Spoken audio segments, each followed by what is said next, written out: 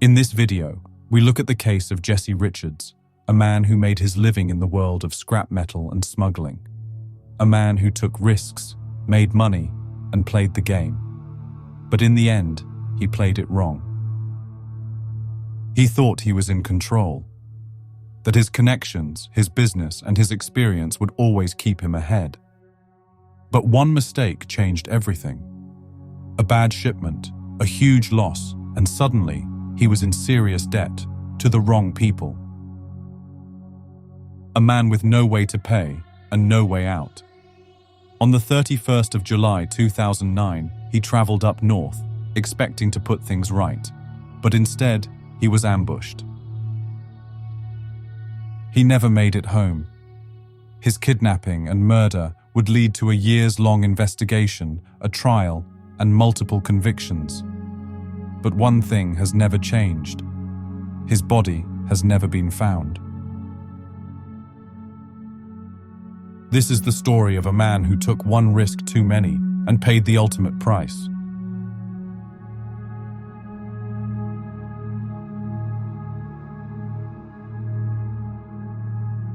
Jesse Richards was a man who knew how to make money. Born into the traveling community, he built a business in scrap metal dealing, a trade that could be tough, unpredictable, but profitable for those who knew how to work it. But scrap metal wasn't his only source of income. He had another side, one that was far more lucrative but far more dangerous: smuggling. In the early 2000s, he made connections in Amsterdam, tapping into a drug supply chain that brought massive profits. It started small, just a few runs, moving cannabis resin into the UK. But it worked. The money was easy, and before long, he was doing it on a much bigger scale. By 2002, he had taken things too far. That year, he was sentenced to 6 years in prison for his role in smuggling 2 tons of cannabis resin. But the sentence didn't end his career. It just gave him time to plan.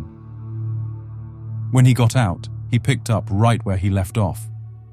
The scrap metal business gave him a perfect cover, and with his connections still in place, the smuggling operation was back on. He didn't just walk through airports with a suitcase full of drugs. He had a system designed to get millions in product across borders without anyone noticing. He was smart, organized, and careful. But in the world of smuggling, one bad deal can change everything. And for Jesse Richards, that moment was coming fast.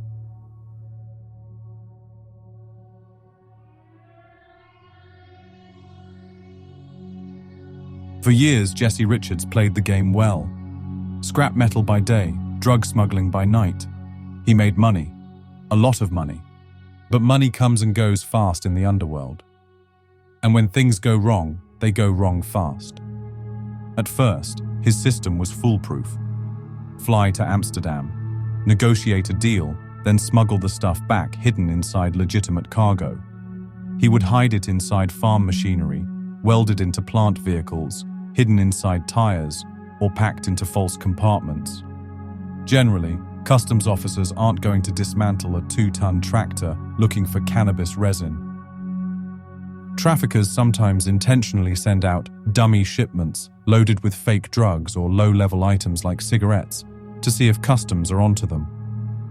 Jesse's system worked well until it all started to fall apart.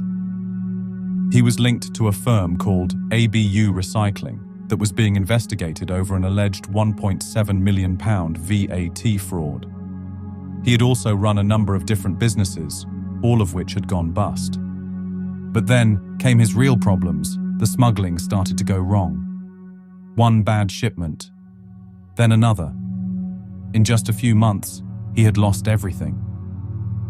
He now owed £100,000 to James Doe and £1 million to debt collector Kevin Houston. 2 names, 2 debts, 2 death sentences. He had to move fast, his only way out. A final high-risk shipment, one that could fully clear his debt. He bet everything on this last deal. If it worked, he'd be free. If it didn't, he wouldn't get another chance. This was his last roll of the dice, and he was about to lose it all.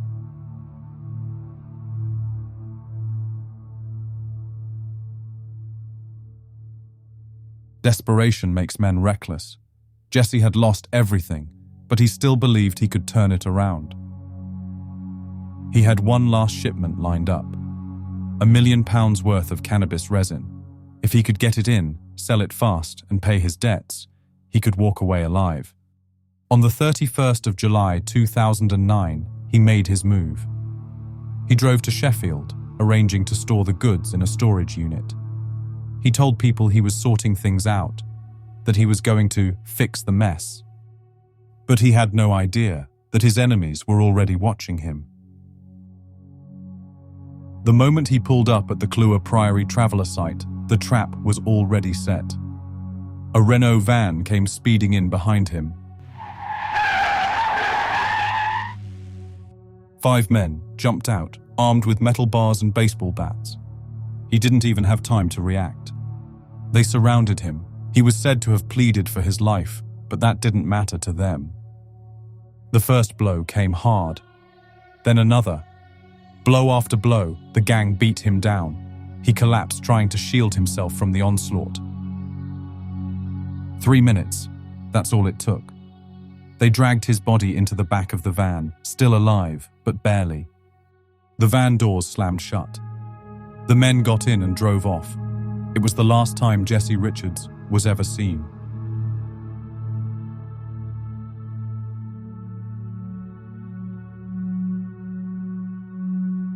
The attack was swift, brutal, final. But even after Jesse Richards was gone, his disappearance left behind a trail. From the moment Jesse was reported missing, police knew they weren't dealing with a simple disappearance. The police knew something wasn't right. A man vanishes in broad daylight, and suddenly no one knows anything. Then came the first clue. A burnt-out Renault van found abandoned in Worcestershire. The same van witnesses saw Jesse Richards being thrown into. Inside the van, no body, no evidence, just ashes. The message was clear. He was never meant to be found. But the police weren't giving up. They started digging, literally. They searched rural land, a quarry in Warwickshire, a field near Leamington. Leads came in fast. Digging sites were set up, but nothing was found. As the investigation unfolded, information led detectives to several potential burial sites. A rural site in Corley, Coventry, a former scrapyard in Worcestershire, and a quarry near Stoke-on-Trent were among the places they searched. Each time police dug, they found nothing, no trace, no remains, no answers.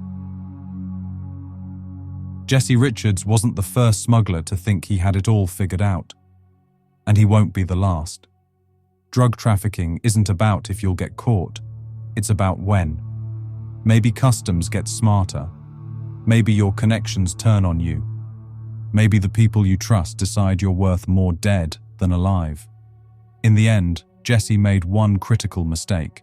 He overestimated his control over the game. And when he lost everything. His money, his life, and even his final resting place.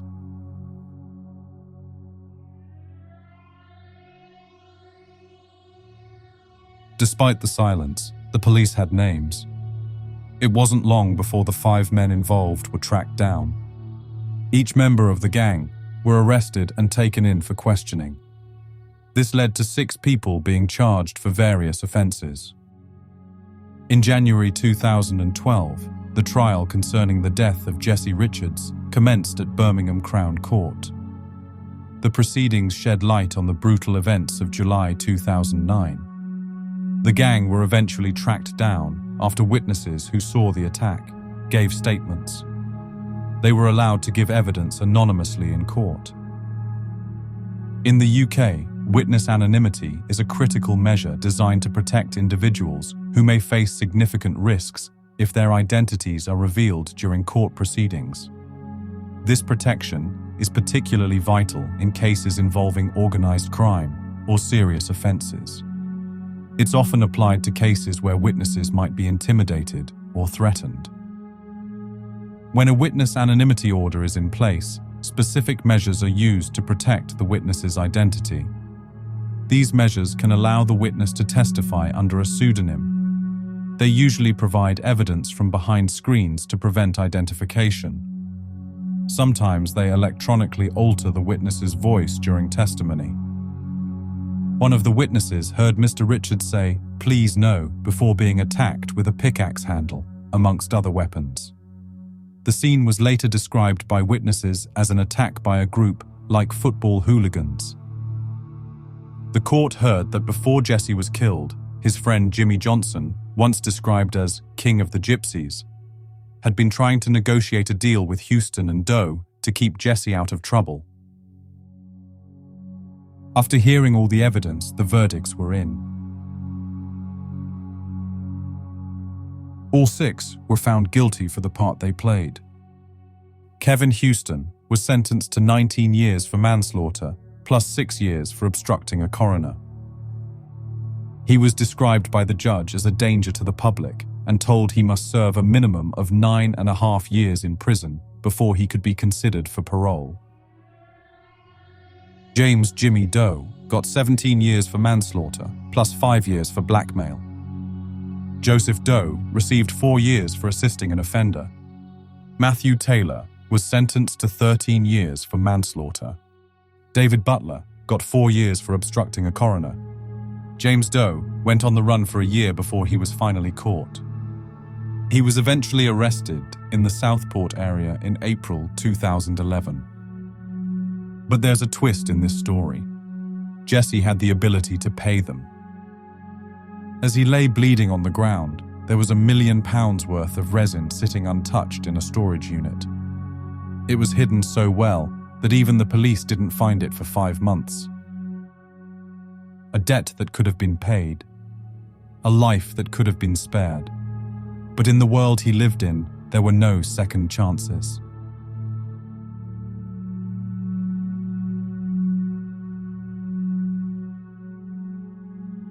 In the criminal underworld, a body is evidence. A body carries DNA. A body gives forensic clues. And a body can lead to a murder charge rather than manslaughter. His killers were convicted without a body, a rare but not impossible outcome. But if Jesse was ever found, new evidence could change everything. There was one man who seemed to know the truth. During the trial, Matthew Taylor, one of the gang members, claimed he had heard Houston say that Jesse's body had been burnt at a location in Corley. The police investigated the lead, but nothing was found. Taylor was the only one to show any willingness to help the family recover Jesse's remains. But the truth remained buried. Jesse Richards isn't the only victim of gangland crime whose body has never been found. Across the UK, there are hundreds of missing persons cases linked to organised crime. People who got in too deep, people who owed the wrong guys, and people who thought they had more time. They were murdered. Many were buried, burned, or disposed of in ways so meticulous that police have never found a trace. Jesse's case stands out because the killers were caught, convicted, and served time.